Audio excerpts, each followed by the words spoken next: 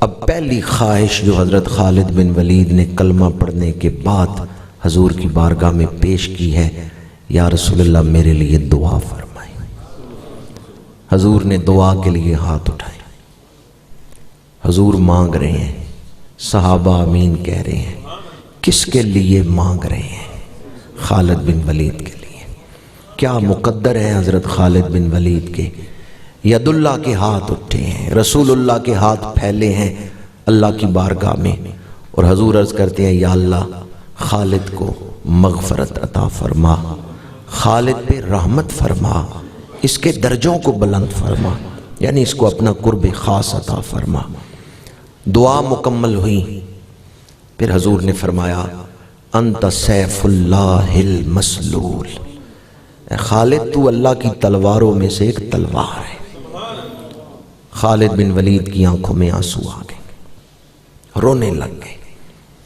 بعد میں صحابہ نے پوچھا کہ حضور نے جب آپ کو لقب دیا سیف اللہ تو آپ رو کیوں رہے تھے؟ حضرت خالد بن ولید نے فرمایا میں رو اس لیے رہا تھا کہ اب میں شہید نہیں ہوں گا، کیونکہ اللہ کی تلوار کبھی ٹوٹ نہیں سکتی۔ انسان حیران ہوتا ہے حضرت خالد بن ولید کی جنگی تاریخ کو پڑھ کر۔ آخری بات عرض کر رہا ہوں، پیچھے دعائے نبوی تھی تو اللہ نے حضرت خالد بن ولید کو کیا شان عطا فرمائی۔ جنگ یرموک میں جبلہ بن احم 60,000 غسانیوں کو لے کر مسلمانوں کے مقابلے میں آیا ہے۔ کفار کتنے ہیں؟ مسلمانوں کی تعداد تھی 30,000، اور سپہ سالار تھے حضرت ابو عبیدہ بن الجراح۔ خالد بن ولید آئے حضرت ابو عبیدہ کے پاس، کہنے لگے میں نے سنا ہے کہ 60,000 کا لشکر لے کے جبلہ بن احم آئے۔ سپہ سالار آپ مجھے صرف 60 مسلمان دے دیں، میں ان 60,000 کو بھگا کے دکھا دوں گا۔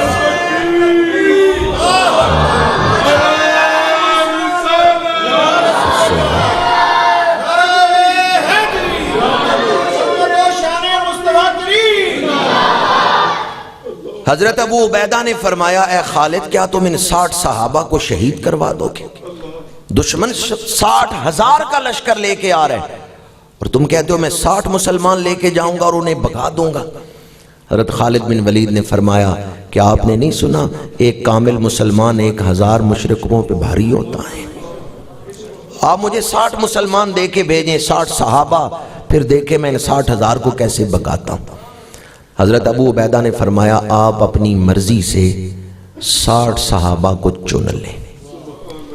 انہوں نے 44 انصاری اور 16 مہاجر چنے، کل کتنے ہو گئے؟ 60۔ 44 اور 16 کتنے ہوئے؟ 60۔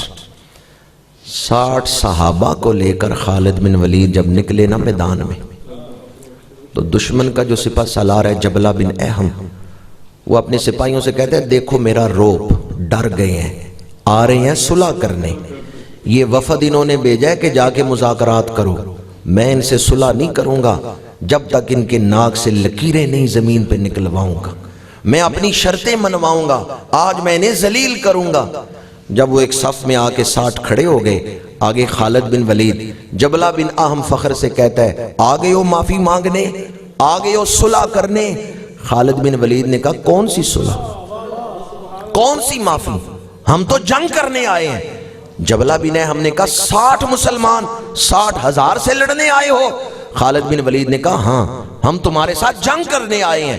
جبلہ بن احم نے کہا میں نہیں جنگ کروں گا، میں نہیں جنگ کروں گا، عرب کی عورتیں مجھے تانا دیں گی، تو کتنا بزدل تھا، 60,000 کے ساتھ تو نے مٹھی بار مسلمانوں پہ حملہ کیا، میں تمہارے اوپر نہیں حملہ کروں گا، عرب کی عورتیں مجھے تانے دیں گی۔ اب سنیں خالد بن ولید نے جواب کیا دیا ہے۔ آپ نے فرمایا تمہارے پاس 60,000 بھیڑ بکریاں ہیں، ادھر رسول اللہ کے شیر کھڑے ہیں، یہ جو 60 یہ رسول اللہ کے شیر ہیں، تمہارے پاس جو 60,000 ہیں وہ بھیڑ بکریاں ہیں، انہیں صرف 60 نہ سمجھنا، یہ رسول اللہ کے، یعنی ان کے پیچھے حضور کی دعا ہے۔ جبلہ بن احم اب غصے میں بے قابو ہو کے اپنے لشکر کو حملے کا حکم دیتا ہے. یہ 60 ایک صف میں کھڑے تھے. پہلا حملہ ناکام ہوا، دشمن واپس لوٹا. دوسرا حملہ ناکام ہوا، صف نہیں توڑ سکے، دشمن واپس لوٹا. تیسرا حملہ کیا، صف ٹوٹ گئی. جب تیسرے حملے میں صف ٹوٹی تو خالد بن ولید نے کہا اکیلے اکیلے نہ لڑنا، 6 کی ٹولیاں بنا لو، مل کے لڑنا. 60 مسلمان تھے، 6 کی ٹولیاں بنی تو کتنی ٹولیاں بنی؟ بڑی ضرورت ہے ہمیں صحابہ سے رہنمائی لینے کی. خالد بن ولید نے کیا کہا؟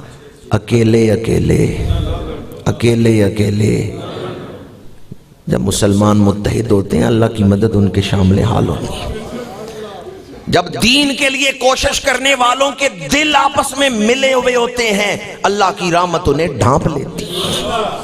خالد بن ولید نے کہا اکیلے اکیلے نہ لڑنا، 6 کی ٹولیوں میں بٹ جاؤ. 10 ٹولیاں عصر تک لڑتے رہے. ادھر حضرت ابو عبیدہ بن الجراح وہ پریشان ہیں. وہ کہتے ہیں اتنی دیر ہوگی تلواریں چلتے. خالد بن ولید 60 صحابہ کو لے کے چلے گئے. اب یہ 60 شہید ہو جائیں گے. ہمیں چاہیے کہ ہم جا کے ان کی مدد کریں، ہمیں چاہیے کمک پہنچائیں، پیچھے سے لشکر لے کے جائیں. بعض صحابہ کہتے ہیں نہیں، یا تو پہلے ان کے ساتھ جانا چاہیے تھا، اب جب لڑائی شروع ہو گئی اب ہمیں نہیں جانا چاہیے. ادھر یہ بحث کر رہے ہیں کہ جانا چاہیے یا نہیں. ادھر میدان جنگ سے اللہ اکبر کی صدائیں بلند ہو گئی.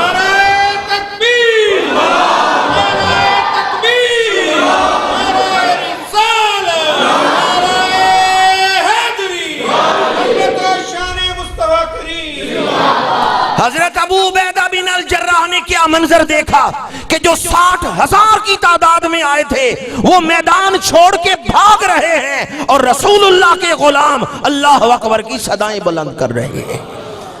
مسلمان ان 60,000 کے پیچھے بھاگے تو خالد بن ولید نے کہا کوئی ان کا پیچھا نہ کرے، دشمن کو بھاگنے دو، تم ٹھہر جاؤ.